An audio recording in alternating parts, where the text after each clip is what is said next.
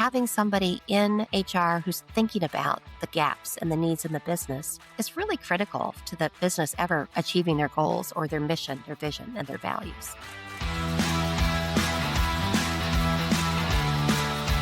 Welcome to the Joy-Powered Workspace podcast, where we help HR and business leaders embrace joy in the workplace.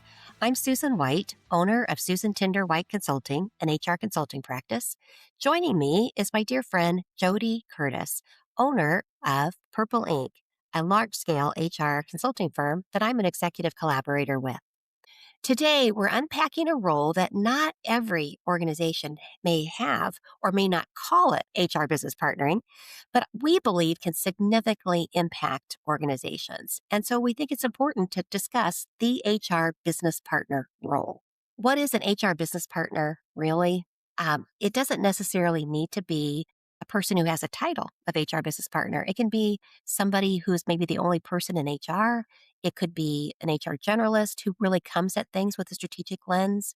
It can be the chief people officer or HR director. What it is when we say HR business partner, it is someone who is in human resources, who's looking at the business that they support, the organization they support, and they try to bring people impact to it.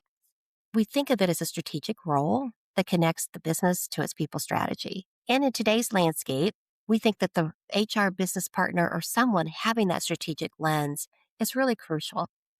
Deloitte did a 2025 Global Human Capital Trend Survey. And in that survey, they said 66% of executives say that recent hires aren't fully prepared for the demands of work, which really highlights a persistent skills gap that we in HR, those of us with strategic lens, really need to help solve for.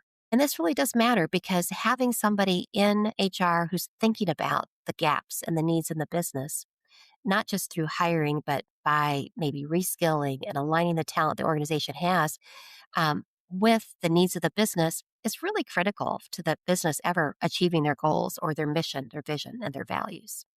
Yeah, What else yeah, do you think, JoDee, that an HR business partner really can bring to the game?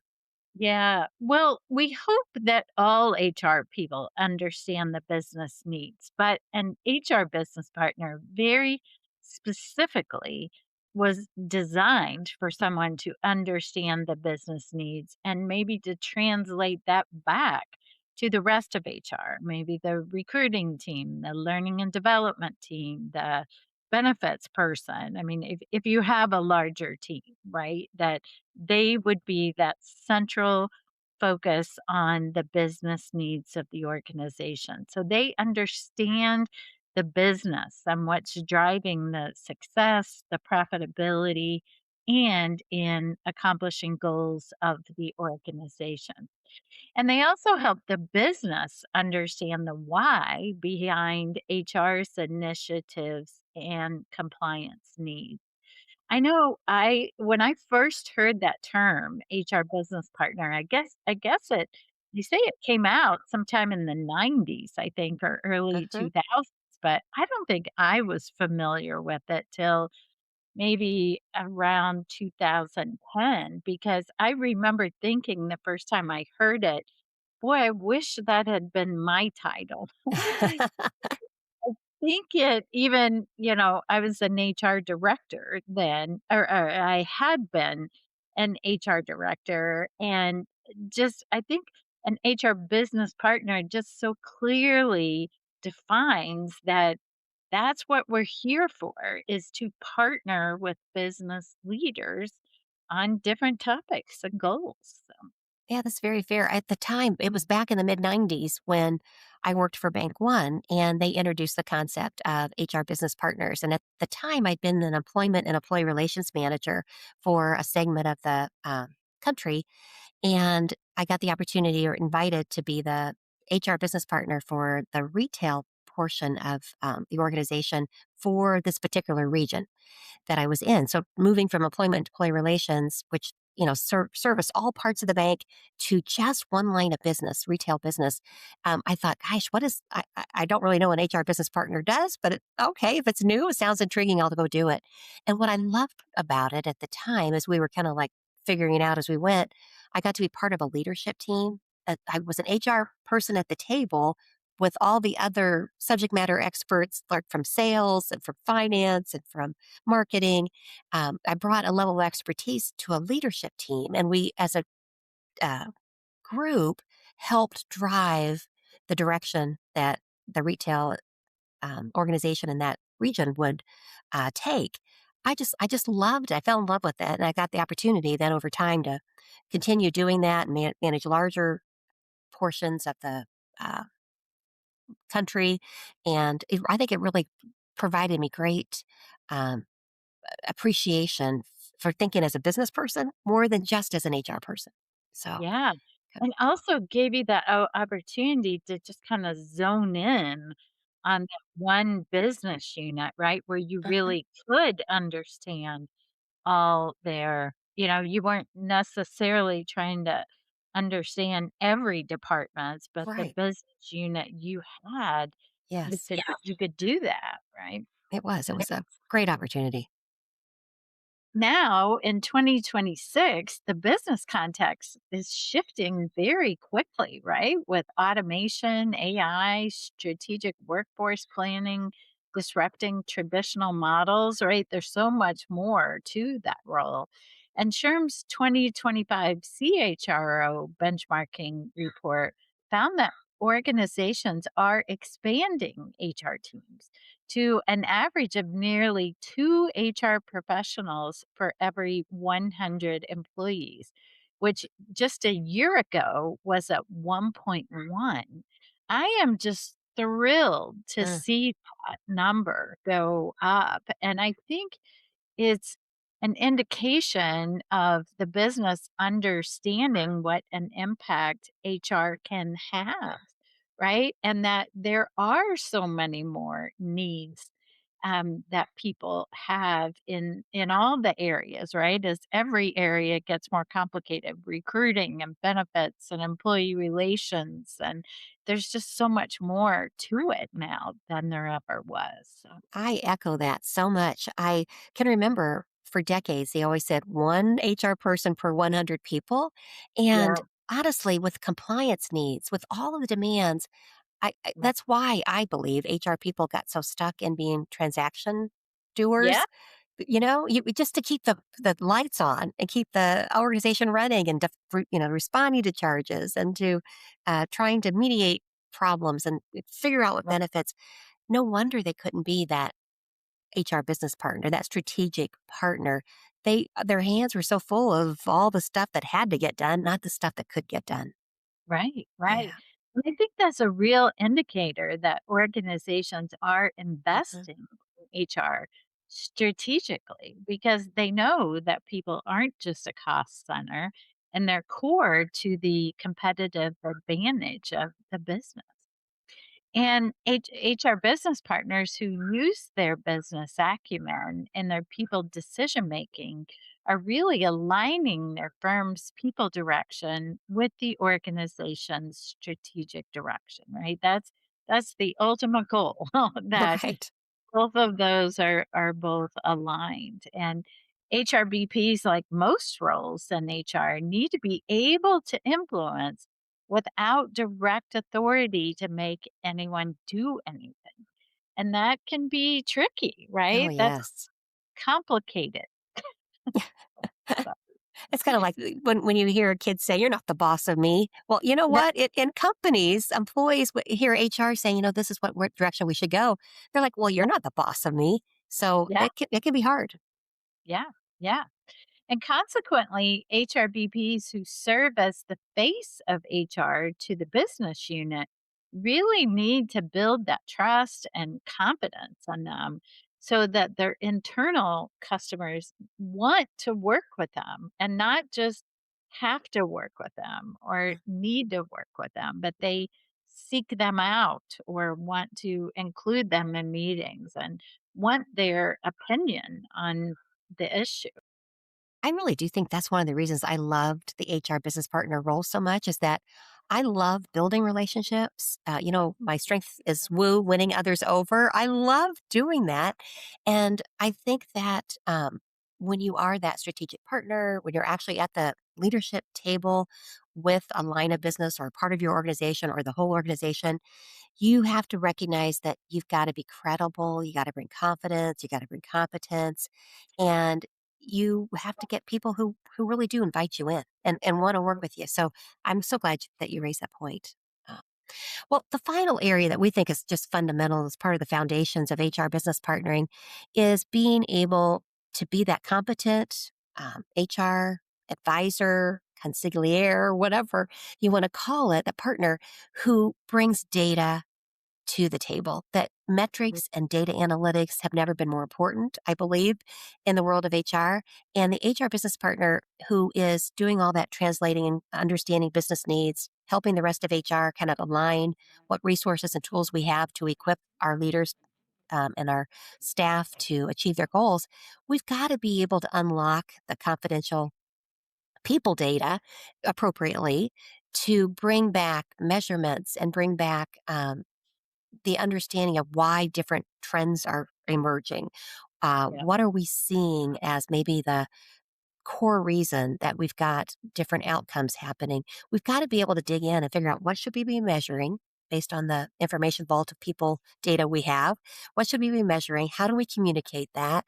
Where do we kind of set up or, flares or alarms when we see that some of the data is going a direction that's not in alignment with where it needs to be? Right. I think it's going to help us by using data. It's going to help us convey our competence and confidence, but it's going to help our leaders make better informed decisions on people related issues and matters.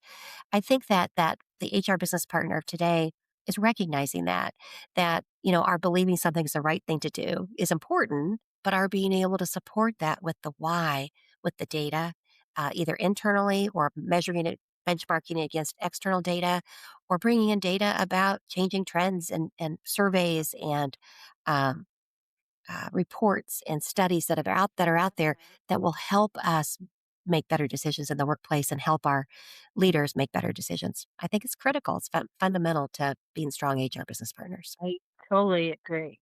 Yeah. And Jody, I know you've done some work in this area. I don't know if you've gotten some certification or some training on data analytics within the last year or so that I think is smart. Yeah. And I think it's important, as you mentioned, data is just so critical now that we understand the data and we know what to look for, but that we also then can translate it Uh, into stories, right? What are the important factors and what's the story behind it so yeah. that we can communicate that and communicate really what does that data represent? No, I think that's very smart 'cause to get their leadership's attention, they've got to Yeah. get engaged. And without telling the story, you, they may, it's just the data may not resonate. So I love that. So, Yeah. Jody, let's spend just a couple minutes talking about what an HR business partner is not. And this is our vantage point, our viewpoint on where things can start to go awry. So, HR strategic role, I think, continues to evolve. There was a January 2025 PR Newswire report that said that HR strategic partnership has actually stagnated for the first time in years, showing that organizations still have work to do in integrating HR into core strategic decisions. I talk to HR people all the time. Some are struggle to get to that table. Uh, uh, Right. they may hold the title of HR business partner, but they're not used as an HR business partner. They might Right. be the chief people officer, but they're ending up reporting to a director of administration or they're layered in the organization. Let's just talk about maybe how we as HR business partners need to think about ourselves, right? First of Yeah. all, so that we don't fall into the trap of maybe having a title that doesn't fit or people thinking that we aren't capable of more. So, the first thing I would mention is that as HR business partners, we coach leaders. We are internal consultants, truly, but we're not there to fix all the people problems for them. If you're an HR person and your leadership team says, well, there's a people issue, a disciplinary issue, or something needs to be fixed about a person, give it to HR. That's You're not helping the leaders in that organization get better. equipped to Right. be leaders and managers and developers of people. You could, that the old expression, you can feed the person the fish or teach them how to fish. We want to Right. teach the leaders every time there's a people issue that arises. It's a Yeah. teachable moment for us to coach, consult, and partner with a leader and help them solve their problems. I think also that they're not seen as the HR police, Mm. right? Or they're not just relying solely on policies or rules, or I even think telling people what they can't do, right? Yes. We want to guide their advice or actions and connect people decisions directly to business outcomes without, yes, throughout that, we may need to follow the policies and of the rules and the regulations, but not starting with that, right? Yes. I hear so many people say, like, "Oh, I went to HR and they said no," Yeah. right? Well, Mhm. what can you do? What can you do to make this work or to solve the issue or to meet the goal? I love that. There are times where you do have to say no. I mean, you absolutely do because Yep. maybe the person wants to commit a crime. They don't realize it's illegal what they want to do or that's going to cause you some regulatory issue. What I have learned to do with internally when I was an HR business partner, but certainly now as an HR consultant, when someone shares with me what they want to do and I know that it is not the right course, I will say, well, let me share with you why I think that would invite risk into the organization or why I think that would be a move that would be risky for you. I try to let them know it's risk mitigation. I'm giving advice here because they're generally the leader, the manager, the supervisor who's going to ultimately make the call. But I want them to see the why behind it. And if it's a policy they'll be violating, I want to just share with you, but if we choose to not honor that policy in this case, here's the potential ramifications. I think Yeah. it's about the approach of it. At the end of the day, they still could do the wrong thing, but they're going to at least hear from me the why behind it. Right. I think Right. that helps. I love that Mm, about saying the why as yeah. opposed to saying no, no, no, no, no. Or it's a policy. Can't do that. Yeah. And sometimes it's why that policy exists. Yeah. The third area that I would just mention about HR business partners, HR business partners don't report data for the sake of just reporting data. They aren't just putting together a dashboard every month and keeping it updated. That's just one of their functions that they do. Instead, they're getting in front of leaders and they're using the relationships that they're building to talk to the leaders about what's on your worry list. What are the things that you're concerned with being able to achieve in the next 12 Mhm. months? When you wake up in the middle of the night thinking about work, what are you worried about? My guess is you're going to hear something that involves people. It's going to be, do we have the right staff? Do I have the right people? Do I have some kind of a performance issue going on?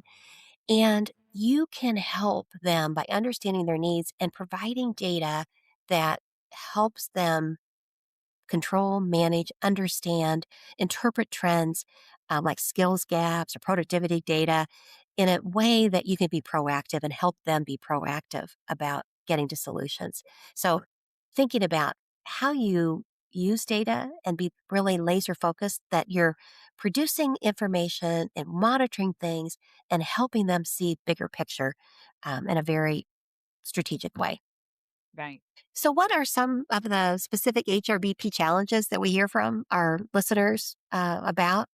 I would say the first one, people that are in HRBP roles or want to be in HRBP roles or just want to be viewed as a true partner in HR, they get pulled into tactical work so much. They're drinking from a fire hose. They don't feel like they can stop, take a breath, be strategic, figure out how to understand the business better because they're so busy doing. Mm. How often do Yeah. you hear that, Jody? Oh, so often. And honestly, I just had a conversation with someone a couple weeks ago who had been promoted to a very, very high level in the organization that they told me no HR person had ever held this title before. And I knew she had kind of been struggling in her role, and I said, "Wow, like, that's fantastic that were promoted to that title." I said, "Do you feel better about your role?" And she said, "No, Oh, it's so much administration." Like, oh, they're, well, even though they rewarded her with this recognition. They still view that role as being so administratively oriented because before her, that's really all they had had. And she has so many skills that they just don't know what to do with, I don't think. Wow. So still tactical when they could be really using her strategic brain. They could be using her in a very different way. Wow. That's rough. When I hear this and people say, Susan, I can't get out of the weeds, I can't get up into the clouds to be, ideating and thinking and offering value. Uh, Yeah, I'm so busy. And some of the things that I throw out, brainstorm with them, and things that I've seen work is first of all, really doing a self assessment about what are all the things that are on our plates? What are all the yeah, things on my plate? What needs to come off? What can be delegated? What should we stop doing? So often in organizations, you do things because it's always been done. What can we get rid of? Introducing automation. Never in our history has there been more automation tools at our disposal. I yeah, do believe that it's really important that every HR person spends some time every year going to a conference, going to an expo, seeing what the new technology is, going to webinars. There's a lot of free ones out there because everybody's selling. Talking to your peers at HR local workshops, whatever, to talk about what are you using for your employee relations tracking system. What are you using? What new software have you started using this year? Because I yeah. do believe automation continues to get better and less expensive. Right, right. Yeah. There's certainly AI, which we've talked about on prior episodes.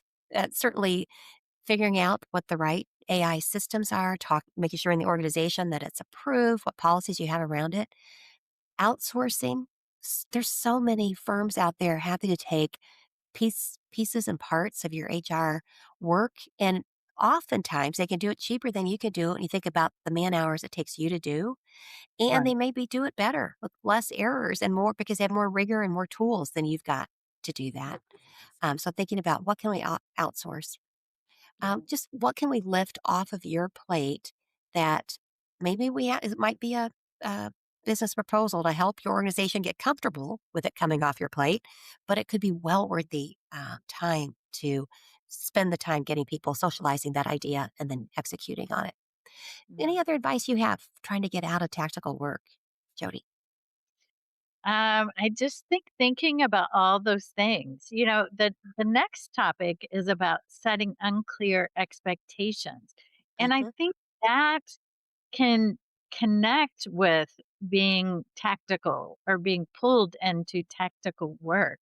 uh-huh, That the unclear expectations maybe of the leader, the CEO, whoever is, working with the HR business partner, but also from the HR business partner themselves. Like this example I just told you, uh-huh, I feel like this person is super frustrated because she's getting pulled into tactical stuff, but I'm not sure she's making it clear of the expectations of uh-huh, what she can be providing or where she can be more valuable to them at a higher level.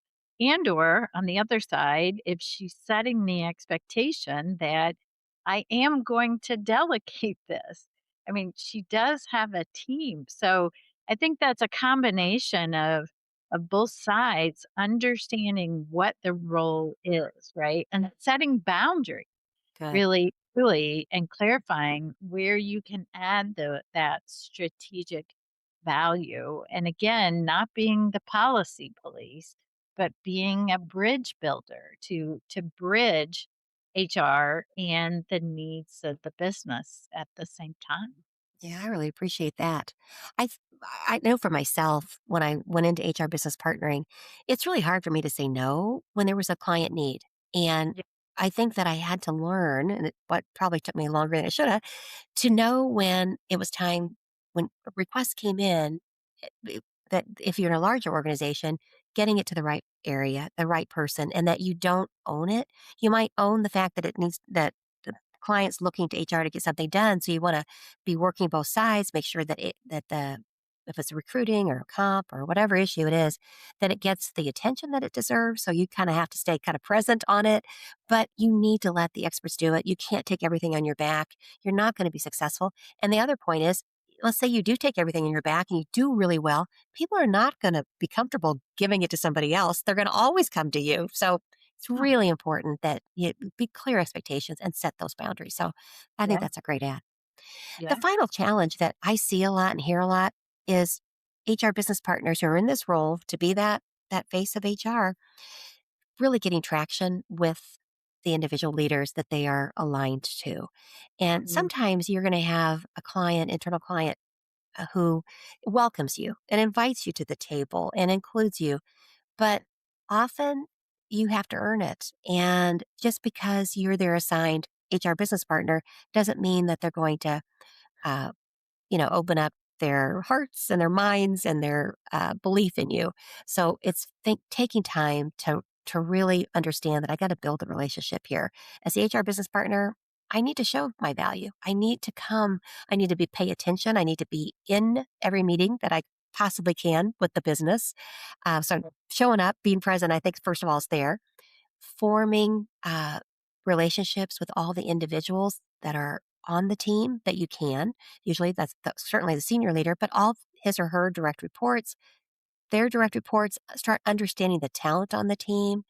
You're going to bring HR expertise or else you wouldn't be in this role. So knowing when to add value, contribute, comment is important, but soaking it in and asking questions and understanding the business, you've got to really demonstrate interest in the business, I think, to get that traction. Any other things that you've seen, JoDee, where people that are in this role are able to get that traction? Any other things you've witnessed? Well, sort of taking a different perspective, I was going to share is, I just did some reading with a group Huh, of a fairly large organization, and they had, I think, 25 HR business partners big. and team that I was working with.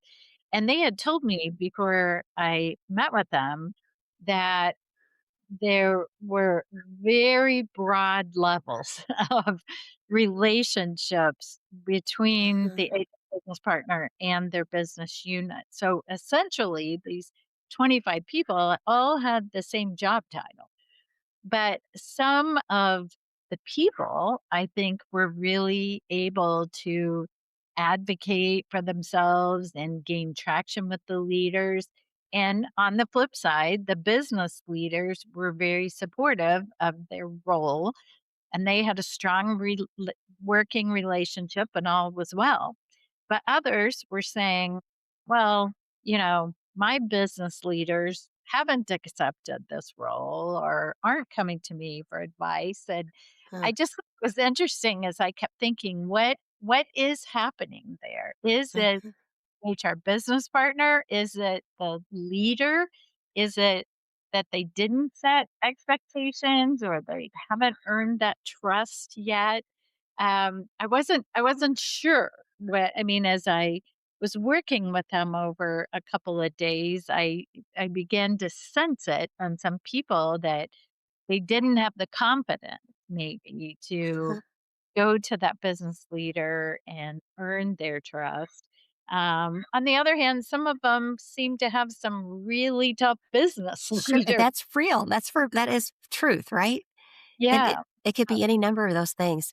And you know what? Sometimes you're gonna meet your match, and maybe that person had a really bad experience early in their career with an HR person, and they can't get over it, and there's nothing you're gonna be able to do or prove to them that you're a trustworthy internal coach consultant for them.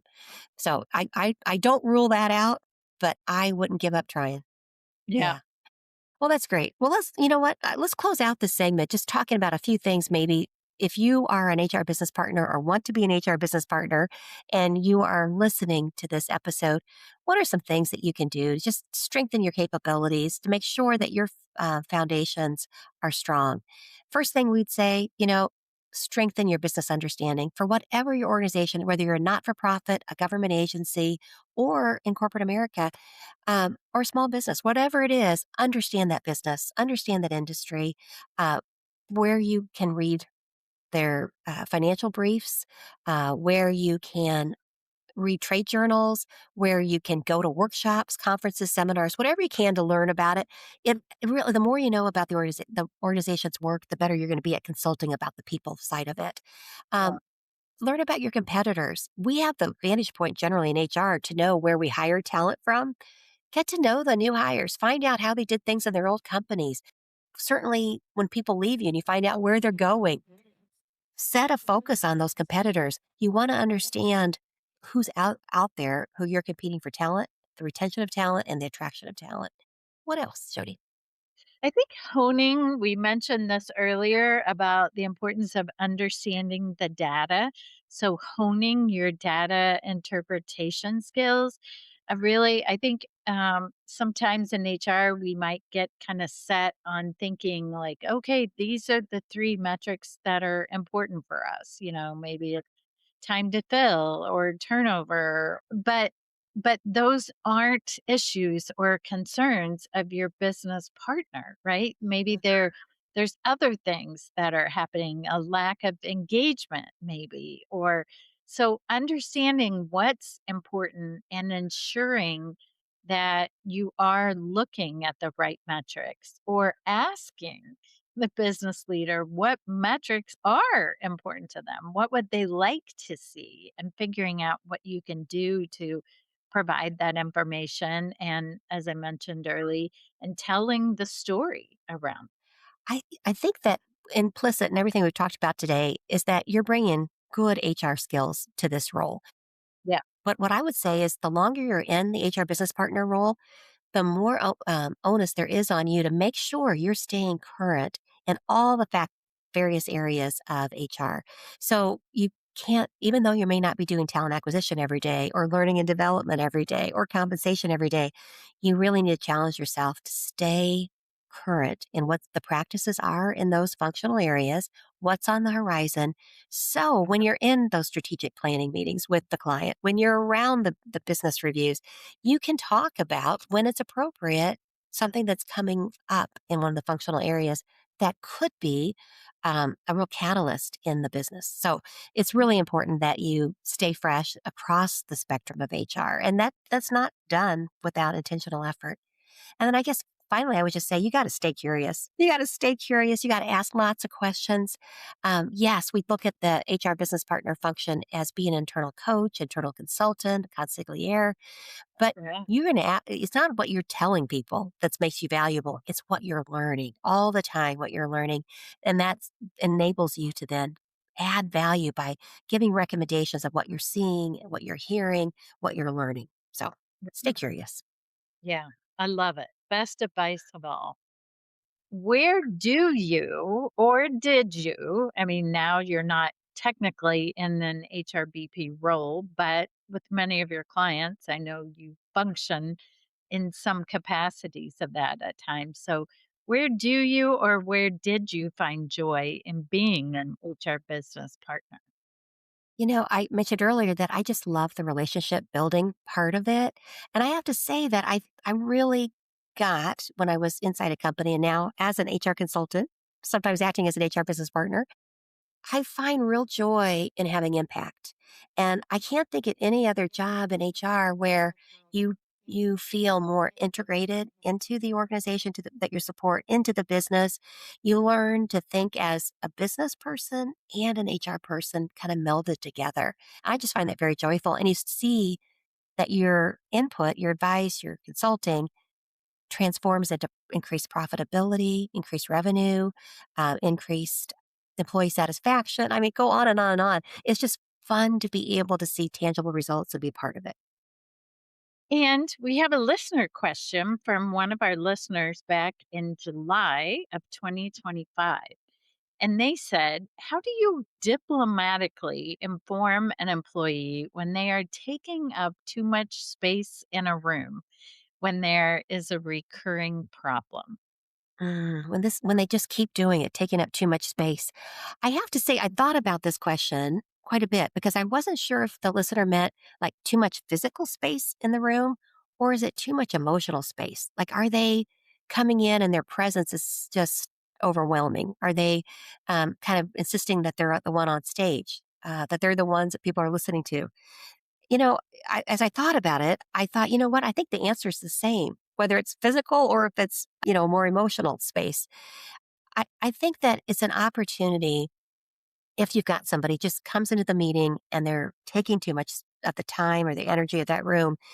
I think it's an opportunity to help that person have more self awareness and really understand the impact of their doing it, whether it's physical or emotional space.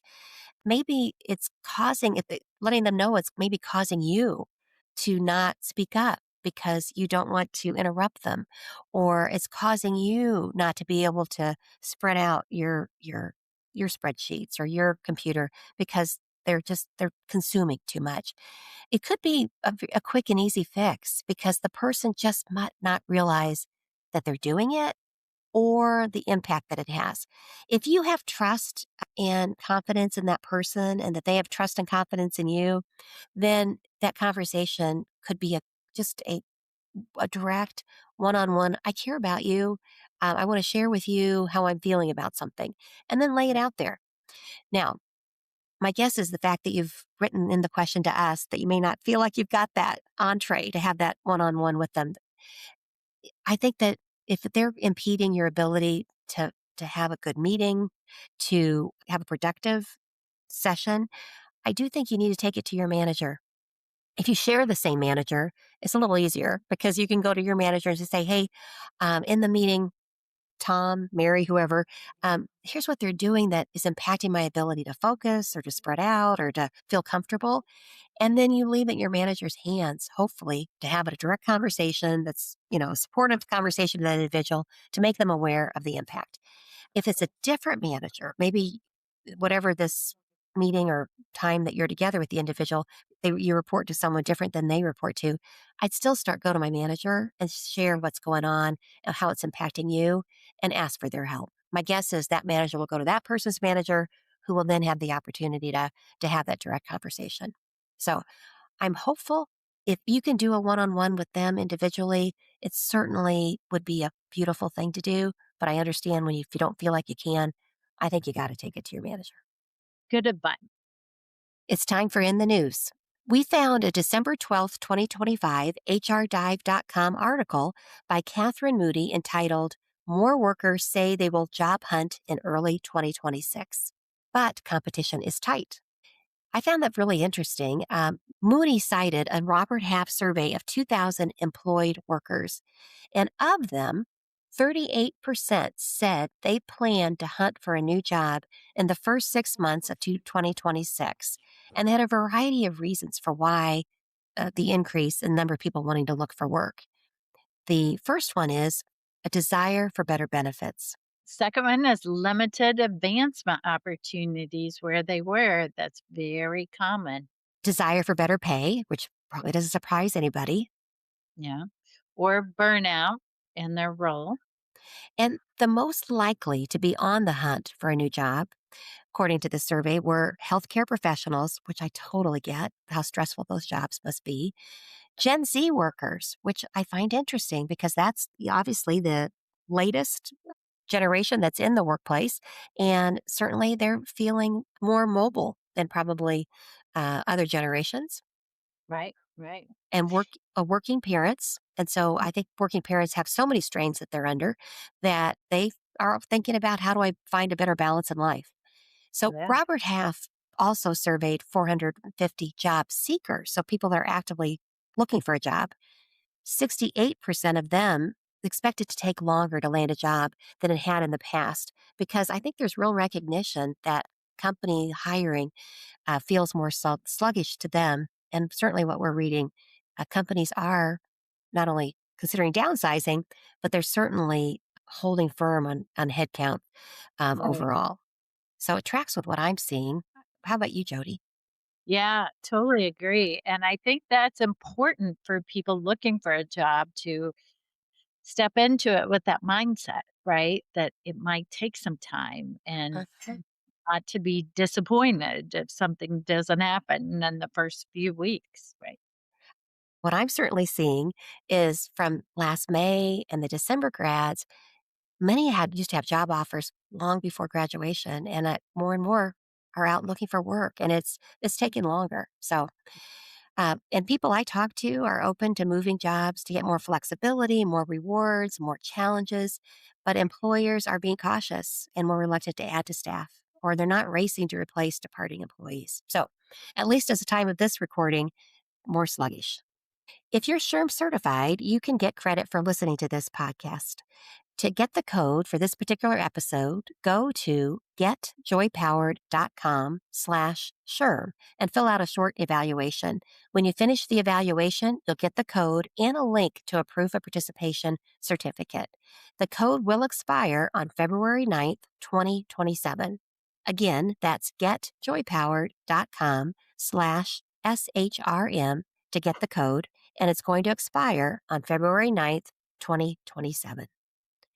Thank you for listening, and thank you for your dedication to the HR profession.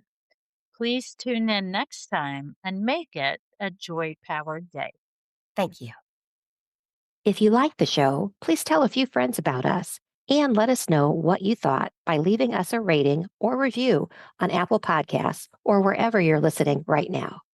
Become a Joy Powered member to get extras like early access to episodes, video versions of the episodes, bonus episodes, and even more.